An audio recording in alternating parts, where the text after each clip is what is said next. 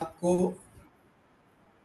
हमने वर्णमाला और माहेश्वरी सूत्र इनके बारे में थोड़ा अभ्यास किया। जो कौन सी भी नई भाषा सीखनी है तो उसके वर्णों के ज्ञान की आवश्यकता रहती है, इसलिए वर्णों का ज्ञान हमने किया। व्याकरण समझने के लिए, संस्कृत का व्याकरण जानने के लिए हमें माहेश्वरी सूत्र उनका ज्ञान होना सबसे ज़रूरी था। इसीलिए माहेश्वरी सूत्र के बारे में हमने कल के लेक्चर में देखा। आज हम जो दूसरा सिलेबस पॉइंट है पेपर 1 का, संज्ञा संज्ञा प्रकरण। इस संज्ञा प्रकरण में क्या रहता है और ये जो प्रकरण है उसके ऊपर कैसे क्वेश्चन आ सकते हैं वो हम पहले देखेंगे। आपके स्क्रीन पर जो संज्ञा, संस्कृत व्याकरण में संज्ञा ऐसे लिखा है, तो संज्ञा का मीनिंग क्या है, संज्ञा किसे कहते हैं, ये हमें पहले मालूम होना चाहिए। जैसे कि कौन सी भी वस्तु, उसकी पहचान उसके नाम से होती है। जैसे कि हमारा खुद का नाम, कौन से भी वस्तु का नाम, जैसे कि कलम, कागज, पेन एक्सेट्रा। तो वो जो नाम है, उस नाम की वजह से उसकी उस वस्तु की पहचान होती है। वैसे भी संस्कृत व्याकरण में जो कुछ आचार्य पाणिनि ने सूत्र बताए हैं, तो सूत्र जितने कंसाइज, संक्षिप्त हो, उतने समझने के लिए और ध्यान में रखने के लिए इजी रहते हैं। तो ये बात आचार्य पाणिनि ने इस संज्ञा प्रकरण के द्वारा बताई है। जैसे कि इस प्रकरण में जो व्याकरण में उपयुक्त जो कुछ भी पहचान है, नाम है, उनके वर्णन का विवरण इस संज्ञा प्रकरण में किया है। तो संज्ञा का सीधा मीनिंग है पहचान या नाम। व्याकरण में उस पर्टिकुलर विशिष्ट स्थिति का या विशिष्ट वर्णन का जो नाम पाणिनि ने रखा है वो संज्ञा, इससे हम जान सकते हैं। तो इन जनरल संज्ञा यानी पहचान या नाम। तो इस संज्ञा प्रकरण में माहेश्वरी सूत्रों के आधार पर जो आचार्य पाणिनि ने व्याकरण का विस्तार किया है, इसके बारे में संज्ञा प्रकरण में बताया है। तो इन संज्ञा प्रकरण में कौन सी संज्ञाएं सबसे इम्पोर्टेंट है, ये मैं पहले बताता हूँ। सबसे इम्पोर्टेंट जो संज्ञा है वो है पद संज्ञा, संहिता संज्ञा, प्रयत्न संज्ञा, लोप संज्ञा और प्रत्याहार संज्ञा। हाँ हॅलो, जेवलं की, बोला की. उद्या फोन करतो की तुम्हाला, माझं आवडलं की नाही फोन करतो. हां, किती या दरम्यान जायचं. हां.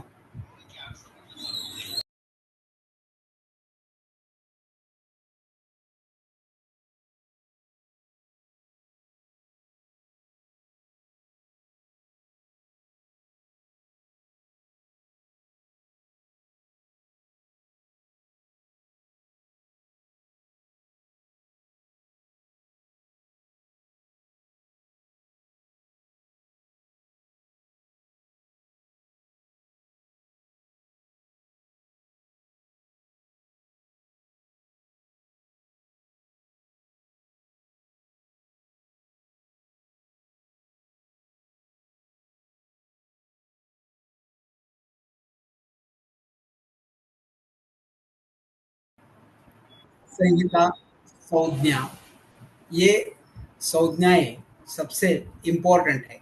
बाकी भी संज्ञाएं हैं, जैसे कि आपके स्क्रीन पर दिख रही है संयोग संज्ञा, संहिता संज्ञा, ह्रस्व दीर्घ प्लुत संज्ञा, अनुनासिक संज्ञा, पद संज्ञा, धातु, उपसर्ग, गुण, वृद्धि, इनका डिटेल में हमें अभ्यास करना है। डिटेल में अभ्यास यानी उस संज्ञा के सूत्र के बारे में और उस संज्ञा का मेन उपयोग या उसके उदाहरण, ऐसा उसका हमें अभ्यास करना है। इसके ऊपर एमसीक्यू में बहुत से क्वेश्चन आते हैं। तो ये भी चैप्टर वर्णमाला और माहेश्वरी सूत्र की तरह एमसीक्यू के लिए ही इम्पोर्टेंट है। तो सबसे पहले जो इस स्लाइड में जैसे संज्ञाएं लिखी है वैसे उसका हम अभ्यास करेंगे। तो पहली संज्ञा है संयोग संज्ञा। संयोग संज्ञा, संयोग, संयोग यानी मिलन, दो वस्तुओं का मिलन, उसको संयोग बोलते हैं। यहाँ वर्णों का मेलन, उसके लिए संज्ञा संयोग ऐसे बताया है। तो यहाँ संयोग कब होता है? ये मुख्यतः व्यंजनाक्षरों में होता है, जहाँ दो व्यंजनाक्षर बिना कोई स्वर के एक साथ आ जाते हैं, उसको संयोग संज्ञा बोलते हैं। जैसे कि जो जुड़ाक्षर हमारे हिंदी और मराठी में रहते हैं, वो जुड़ाक्षर बनाने के लिए जो शब्द बनते हैं, शब्द इसमें ब और द, ये दोनों एक साथ मिल गए हैं, तो ये है संयोग। उसको संयुक्ताक्षर भी कहते हैं, क्योंकि इस दोनों वर्णों का एक साथ उच्चारण करना रहता है। क्ल, प्र, स्त्र, ये ऐसे उदाहरण दिए हैं। जैसे प्रकृति में प्र का उच्चारण ये संयोग हो गया है। प और र, ये दोनों वर्ण के बीच में कोई स्वर नहीं है, इसीलिए ये दोनों एक साथ जुड़ गए, इसीलिए ये प्रकृति, ऐसा प्र, प्र, प और र, इन दोनों का संयोग हुआ है। तो इसका सूत्र जो है वो सूत्र है हलो अनंतर, हलो अनंतरः संयोगः। हलो, हलो का मीनिंग है व्यंजनाक्षर, अनंतरः वो दो व्यंजनों के बीच, न अंतरः उसके बीच में अंतर नहीं होना चाहिए, यानी उस दो व्यंजन के बीच स्वर नहीं होना चाहिए। इसलिए इधर दिया है संयोग का अर्थ है दो या अधिक व्यंजनों का संयोजन बिना स्वर के बीच में आए। तो ये शब्द निर्माण के लिए महत्वपूर्ण रहता है, इसलिए ये संयोग संज्ञा इम्पोर्टेंट है। शब्द निर्माण के लिए ये संयोग संज्ञा का यूज किया जाता है। दूसरी जो इम्पोर्टेंट संज्ञा है वो सबसे इम्पोर्टेंट है संहिता संज्ञा। संहिता संज्ञा, जो आगे हमें संधि प्रकरण सीखना है, वो संधि कहाँ होते हैं उसमें संहिता सबसे इम्पोर्टेंट है। जहाँ जहाँ संहिता रहती है वहाँ वहाँ संधि होती है। संधि यानी दो वर्ण एक साथ मिलना और उस दो वर्ण के एकत्र होने से, मिलने से कोई नया वर्ण तैयार होना, उसको संहिता बोलते हैं। संयोग में दोनों वर्ण एक साथ जुड़ते हैं, लेकिन कुछ नया वर्ण नहीं निर्माण होता, नया ध्वनि निर्माण नहीं होता, लेकिन संहिता में नया वर्ण का निर्माण या नया उच्चारण करना पड़ता है। ये संयोग और संहिता में फर्क है। संहिता ये संज्ञा सबसे इम्पोर्टेंट है, क्योंकि जहाँ जहाँ संधि करनी होती है वहाँ संहिता की आवश्यकता रहती है। जहाँ संहिता रहेगी वहाँ संहिता करना पड़ेगा। इसलिए हमें संहिता संज्ञा का सूत्र मालूम होना चाहिए। तो इसका सूत्र है परः सन्निकर्षः संहिता। परः सन्निकर्षः संहिता। वर्णानाम् अतिशयितः सन्निधिः संहिता संज्ञम स्यात्। जो वर्ण, जो दो वर्ण हैं, जो एक साथ इतने नजदीक आते हैं कि दोनों के बीच में अंतर नहीं रहता, और ये अंतर पहचानने का साधन है उनके उच्चार स्थान या उसके प्रयत्न एक जैसे हो तो संहिता होती है। तो ये कौन से भी हो, यहाँ स्वर हो या व्यंजन हो, दोनों अगर एक साथ आ गए तो उससे संहिता होती है। संधि करने के लिए जो हमें वर्ण उच्चारण करना है, शब्दों का उच्चारण करना है, वो जल्दी जल्दी आसानी से होना चाहिए। इसीलिए ये संहिता संज्ञा आचार्य पाणिनि ने बताई गई है। यहाँ संधि करने के लिए जो कुछ भी नियम है, वो नियम इस संहिता के आधार पर ही बनाए हैं। तो जहाँ जहाँ संहिता रहती है वहाँ वहाँ संधि करना पड़ता है। तो वो चाहे स्वर हो, वो चाहे व्यंजन हो, या स्वर या व्यंजन हो, तीनों अगर एक साथ नज़दीक आ गए तो ये संहिता संज्ञा बनती है और उससे नया वर्ण निर्माण होता है। तो ये संहिता संज्ञा है। तो संहिता संज्ञा का एग्जाम्पल यहाँ दिया है राम और ईश। ये दो अलग अलग वर्ण है, राम और ईश। यहाँ राम और ईश ये दोनों वर्ण मिलके नया वर्ण ए ये फॉर्म होता है और शब्द बनता है रमेश। रमेश। तो ऐसा संहिता का एग्जाम्पल बताया है। महेंद्र, उपेंद्र, जितेंद्र, ये सभी संहिता संज्ञा के उदाहरण है। तो ऐसे ये संहिता संज्ञा है। उसकी बाद की संज्ञा जो है वो है ह्रस्व दीर्घ प्लुत संज्ञा। ह्रस्व दीर्घ प्लुत संज्ञा।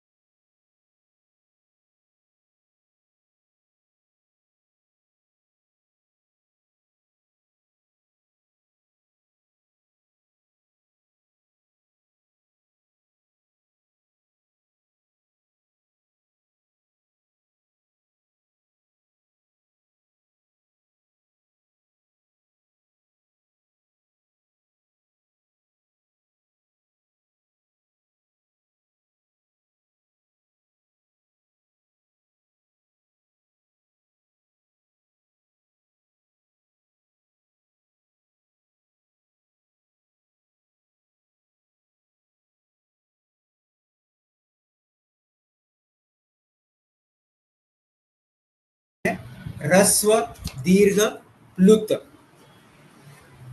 ये स्वर के मात्रा के आधार पर वर्गीकरण। तो ह्रस्व दीर्घ प्लुत, इसके बारे में हमें पता होने के लिए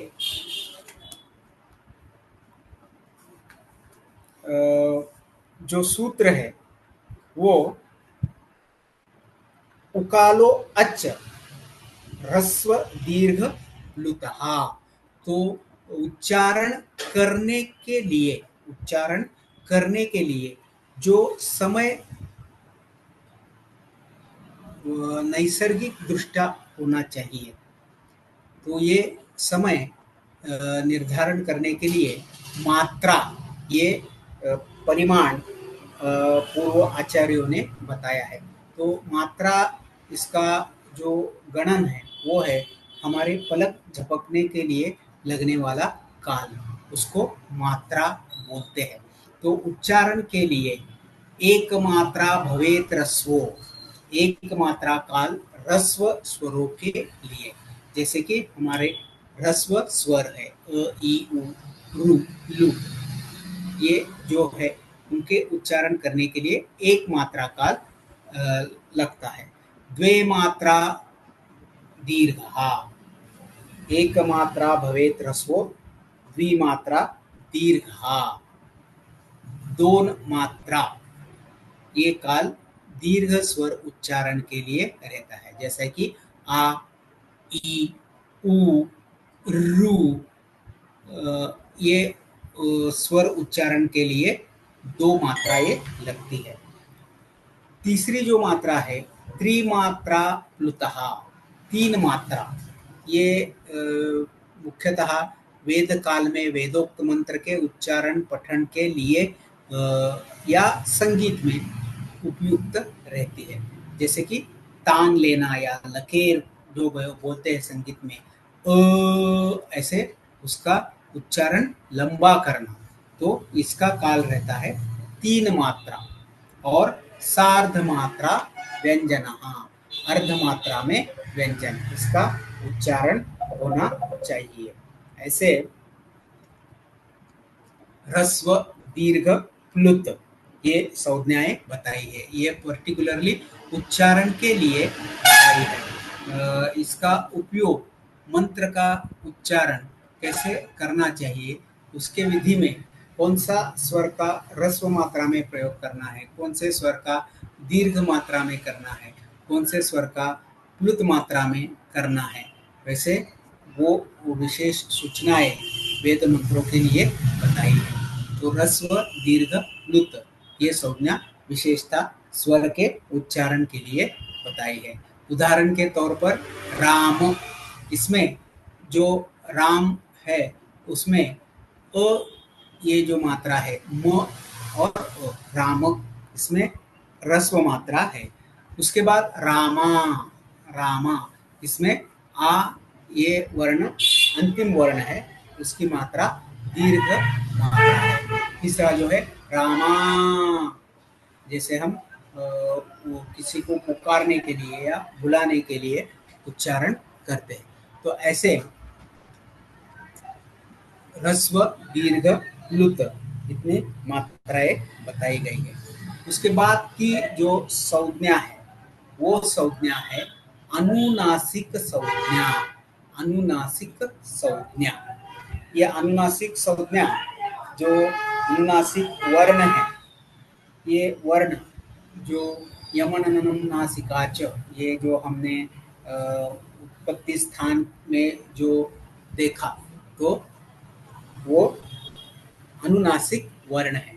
तो ये वर्ण उच्चारण के लिए नासा का सहारा लेना पड़ता है। ध्वनि जो नाक से निकलती है उनको अनुनासिक बोलते हैं, और स्वरों में भी अनुनासिक स्वर है। तो ये जब उच्चारण के लिए नासा का सहारा लिया जाता है तो वो वर्ण अनुनासिक होता है। ये अनुनासिक वर्ण है। वर्गीय व्यंजन के सभी जो लास्ट वर्ण है य म न न म, ये अनुनासिक वर्ण है। तो ये कुछ वेद मंत्र के लिए बड़ा यहाँ उच्चारण की मधुरता बढ़ाने के लिए जो बताया है। तो प्रोनाउंसिएशन एक सुरा न हो, उसमें कुछ तो अलगता होनी चाहिए, इसके लिए ये अनुनासिक संज्ञा आचार्यों ने बताई है। तो ऐसे ये चौथी संज्ञा है अनुनासिक संज्ञा। इसके ऊपर क्वेश्चन जो वर्ण है वो कौन सा वर्ण अनुनासिक है, कौन सा वर्ण अनुनासिक नहीं है, इसके ऊपर इसके क्वेश्चंस आ सकते हैं। उसके बाद की जो संज्ञा है वो सबसे इम्पोर्टेंट संज्ञा है पदम, शब्द। संस्कृत में और अन्य भाषा में जैसे कि हिंदी, मराठी, इसमें शब्द, इसका मीनिंग अलग-अलग है। देखने में तो एक समान लगते हैं, लेकिन उसमें फ़र्क बहुत है। संस्कृत में वर्ण बनने के शब्द बनने के लिए विभक्ति प्रत्ययों का सहारा लेना पड़ता है और प्रत्यय लगाने के बाद ही उस प्रातिपदिक को यानी शब्द को, मूल शब्द को पद ऐसा नाम दिया जाता है। तो पाणिनि व्याकरण के अनुसार इसका जो सूत्र है वो सूत्र है सुप्तियंतम पदम सुबंतम तिगंतम पदम पद संज्ञा स्यात्। तो ये इसका सूत्र है सुप्तियंतम पदम, सुबंतम और तिगंतम, इनको ही व्याकरण दृष्टया शब्द यानी पद बोलते हैं, बाकी किसी को भी पद नहीं बोलते। संस्कृत में वाक्य में जो शब्द रहते हैं वो पद रहते हैं। तो वाक्य के निर्माण के लिए पदों की आवश्यकता रहती है। संस्कृत में शब्दों की आवश्यकता से ज़्यादा पद की आवश्यकता रहती है। इसीलिए पद क्या है ये सबसे इम्पोर्टेंट है। जैसे हमें शब्द रूप, धातु रूप जो सीखना है तो उसमें सुप्ति अंतम, सुबंतम, उसको नाम संज्ञा या सर्वनाम, क्रिया विशेषण, ये जो शब्दों की जाति है ये सभी सुबंत है। और तिगंत में क्रियापद रहते हैं, जैसे कि भवति, अस्ति, पठति, लिखति, ये सभी ती इस वर्ण से मूलतः समाप्त होते हैं। इसीलिए सुप्ति अंतम, सुबंतम और तिगंतम ऐसे पद है। तो पद संस्कृत में दो ही प्रकार के हैं, एक सुबंत, दूसरा तिगंत। जैसे कि शब्द रूप से हमें सुबंत की पहचान होती है और तिगंत में क्रियापदों की पहचान होती है। ये हो गई पद संज्ञा। पद संज्ञा के बाद जो है वो है धातु संज्ञा। धातु संज्ञा ये मूल क्रिया, इसको धातु बोलते हैं। इस क्रिया के आधार पर हम योग्य रूप से लकार के प्रत्यय लगाने के बाद क्रियापद रूप प्राप्त होता है। तो संस्कृत में मूल धातु जो है वो 2000 मूल धातु है, उनको 10 गणों में विभाजित किया है और हर एक गण को विकरण प्रत्यय देके वो प्रक्रिया से धातु से क्रियापद बनाने की विधि बताई गई है। वो डिटेल हम क्रियापद यानी धातु रूपाणी में देखेंगे।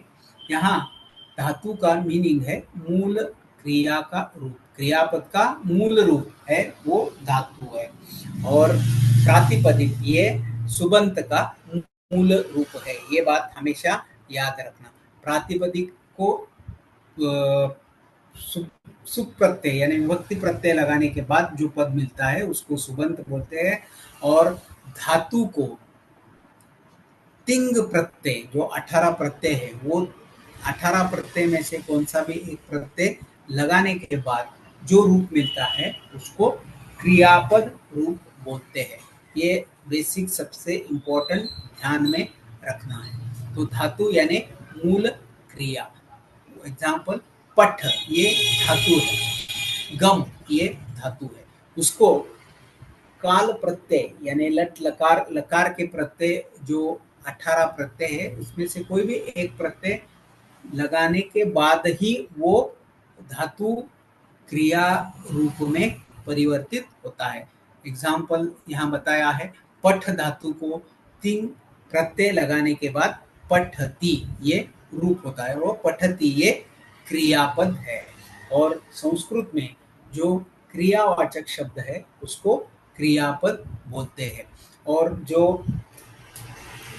क्रिया करने वाला है उसको कर्ता बोलते हैं। वाक्य निर्माण के लिए ये संज्ञाएं सबसे इंपॉर्टेंट है, पद संज्ञा, धातु संज्ञा।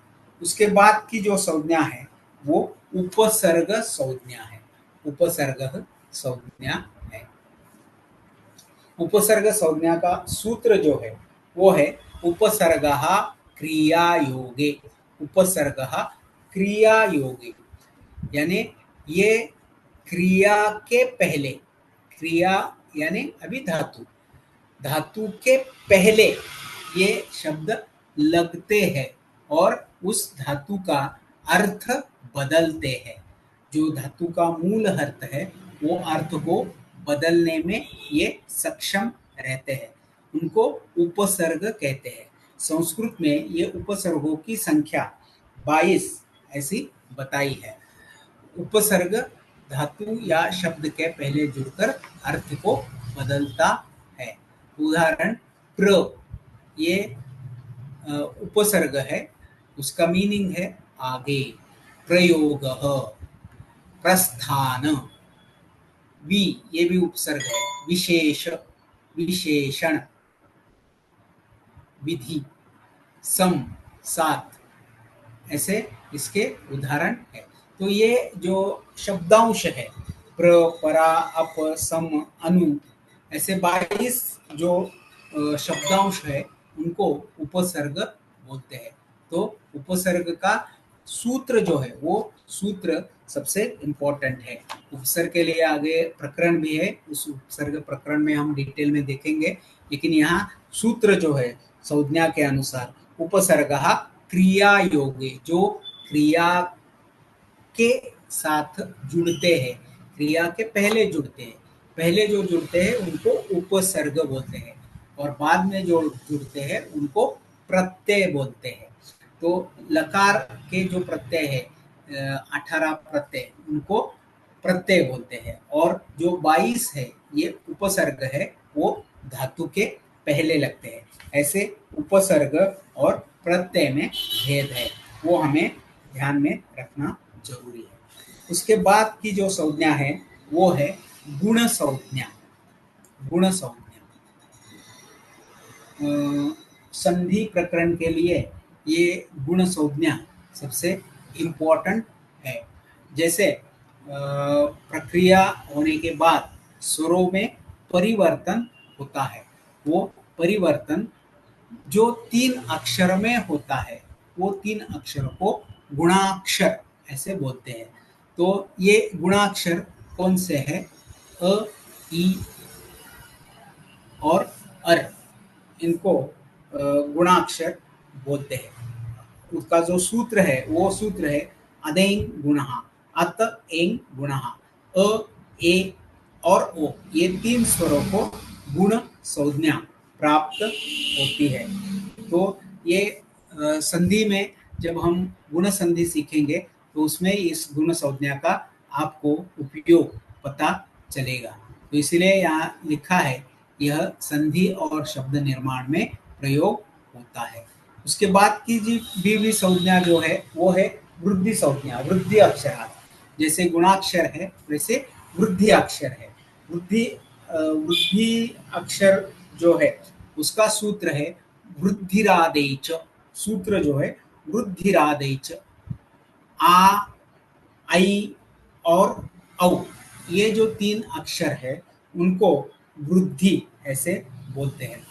तो ये भी गुण संज्ञा की तरह संधि में काम आते हैं। वृद्धि संधि, जो वृद्धि संधि से शब्द बनते हैं उसमें ये वृद्धि अक्षर, वृद्धि स्वर आते हैं, यानी आ, आई और औ। और गुण संधि में अ, ए और ओ, ये अक्षर आ जाते हैं। तो ये गुण संज्ञा और वृद्धि संज्ञा, इसका उपयोग हम संधि प्रकरण में ज़्यादा देखेंगे। तो ये हो गए डिटेल संहिता, ये संज्ञा में डिटेल जिनका हमें ज्ञान होना चाहिए, सूत्रों सहित ज्ञान होना चाहिए, इसका वर्णन यह हो गया। बाकी की जो संज्ञा है उसमें इत संज्ञा जो है वो इत संज्ञा सबसे इम्पोर्टेंट है। क्योंकि माहेश्वर सूत्र के बाद ये संज्ञा सबसे पहली बताई गई है। ये संज्ञा है इत संज्ञा। इत संज्ञा हलन्त्यम, ऐसा इसका इनका सूत्र है। और उपदेशे अन्ते हलम इत संज्ञा स्यात्, ऐसे उसका वर्णन किया है। उपदेश यानी माहेश्वरी सूत्र। माहेश्वरी सूत्र में जो अंतिम वर्ण है, जब कल मैंने बताया अ ई उण में न, रू में क, उनको इत संज्ञा प्राप्त होती है। तो ये इत संज्ञा का व्याकरण के नियम जो बनाए हैं पाणिनि ने, उसके लिए ये संज्ञा सबसे इम्पोर्टेंट है। उसके बाद की जो संज्ञा है लोप संज्ञा, अदर्शनम लोपहा। अदर्शनम लोपहा, जिसका दर्शन नहीं होता। दर्शन नहीं होता यानी वो उच्चारण के लिए हम उसका उपयोग नहीं करते, तो उसका लोप होना चाहिए। यहाँ एग्जाम्पल जो बताया है वो है राम प्लस ये राम ये प्रातिपदिक है, उसको ये अगर प्रत्यय लगाया तो रामे ऐसा वर्ण बनता है। ये सप्तमी विभक्ति का एग्जाम्पल है। तो सप्तमी विभक्ति के प्रत्यय लगने के बाद अ का लोप होता है। राम उच्चारण के लिए हम अ का सहारा लेते हैं, लेकिन रामे उच्चारण के लिए अ का लोप होता है, तो इसको लोप संज्ञा कहते हैं। उसका सूत्र है अदर्शनम लोपहा। जो दिखता नहीं है उसका लोप करना चाहिए, ऐसा ये बताया है। उसके बाद की जो संज्ञा है वो माहेश्वरी सूत्र से प्रत्याहार बनाने की जो संज्ञा है, ये संज्ञा इम्पोर्टेंट है। माहेश्वरी सूत्र के अनुसार प्रत्याहार बनाने के लिए जो पाणिनि ने सूत्र दिया है वो है आदिरंतेन सहेता। कौन सा भी सूत्र का कौन सा भी आद्याक्षर ले लो और कौन सा भी अंत्य अक्षर ले लो, वो दोनों एक साथ जोड़ दो, वो बन गया प्रत्याहार। उन वर्णों के बीच जो कौन से भी वर्ण आते हैं, वो सभी वर्णों को वो वर्ण के नियम लागू होते हैं।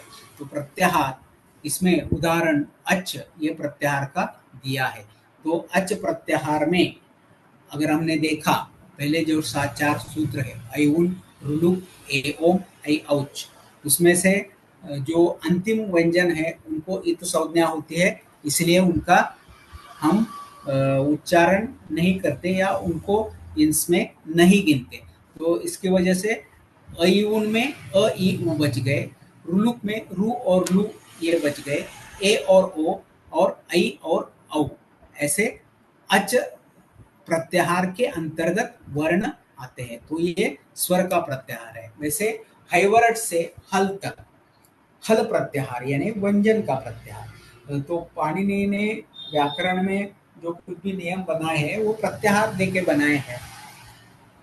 तो उस प्रत्याहार में कौन से वर्ण हैं उसके आधार पर सभी नियमों का पाणिनि ने वर्णन किया है। एब्रीवेशंस जैसे हम बोलते हैं को प्रत्याहार बोलते हैं। हाँ हेलो। हाँ हेलो। हाँ हाँ अभी खत्म ही हो गया है, बाकी का कल देखेंगे। 4 बचे हैं, कल देखेंगे नेक्स्ट। हाँ प्रत्याहार इंपॉर्टेंट है, अभी खत्म करता हूँ।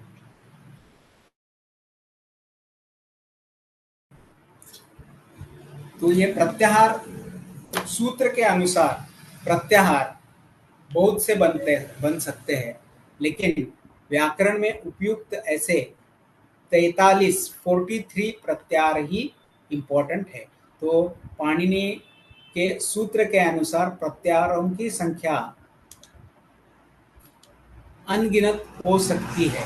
कौन सा भी एक अक्षर लेना, कौन सा भी अंतिम वर्ण लेना, यानी ये पहला वर्ण और लास्ट का ल, अल, ऐसे प्रत्याहार हो गया। अक ये भी प्रत्याहार हो गया। इक ये भी प्रत्याहार हो गया। झड़ ये भी प्रत्याहार हो गया। झलम ये भी प्रत्याहार हो गया। जश ये भी प्रत्याहार हो गया। तो ये प्रत्याहार बनाने के लिए इम्पोर्टेंट है, लेकिन एज पर व्याकरण प्रत्याहारों की संख्या 43 है। एमसीक्यू में इसके ऊपर क्वेश्चन आ सकते हैं।